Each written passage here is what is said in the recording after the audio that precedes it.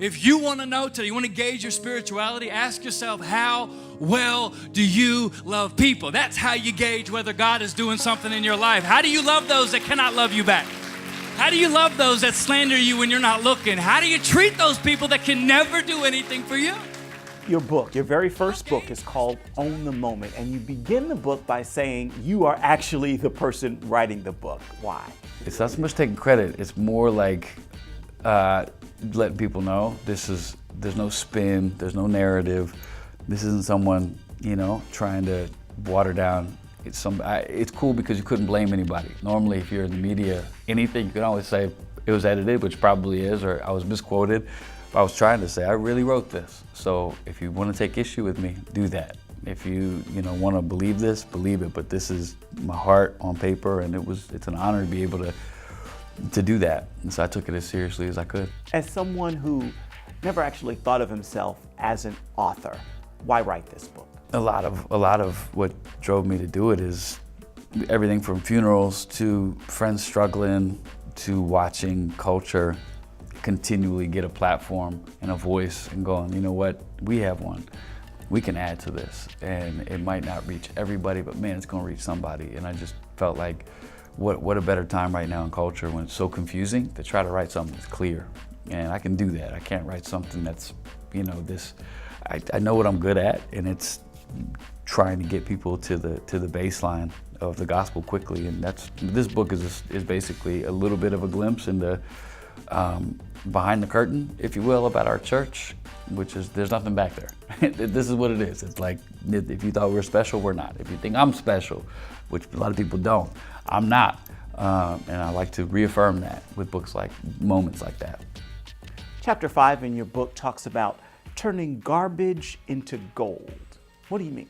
We should be the best recycling machines on earth, Christians. And I think I just don't miss a beat with that. Like what someone else sees as garbage, I'm like, I will find a win in that. That's what Jesus did. That's what he's done with us. Like legitimately, without the grace of God, all of us, garbage.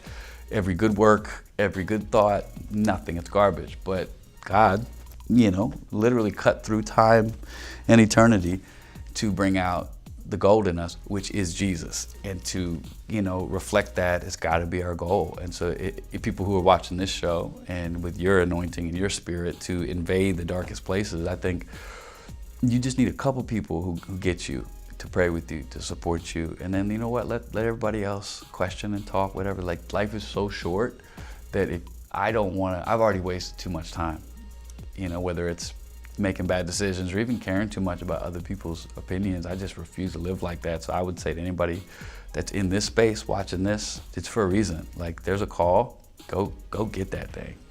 We are running out of time. We need people to step up. God's looking for reasons to do ridiculous things. So you interview on the 700 Club, Good Morning America, The Breakfast Club. All of these shows have very different audiences.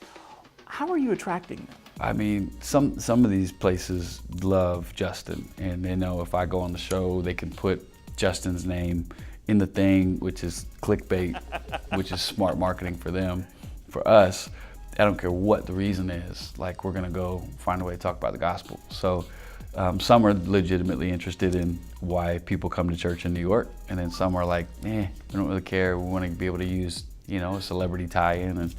But I'm cool with whatever, because I know we got one message, we got one song on this radio station, and we will play that thing until God says different. So I think people are interested in why God is moving in New York, and we're a part of that. So what's the difference in you preaching to and discipling such celebrities? Yeah, I think with famous people, I understand the intrigue, because if I was on the other seat, I would ask those questions. And I always tell people, the beauty of the gospel is that we all have different symptoms, but our sickness is the same, which is a need for Jesus. So Justin is super famous, but he still deals with the same stuff you and I deal with. It's different because of his platform, but that's why I wrote this book, is to let people know, I don't care where you are, what you do, you desperately need Jesus. So that's one thing I've learned from the faceless to the famous.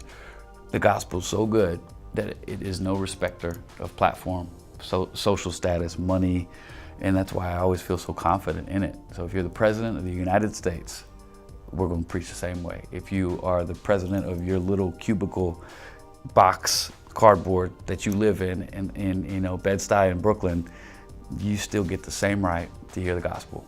And that's what I love about it.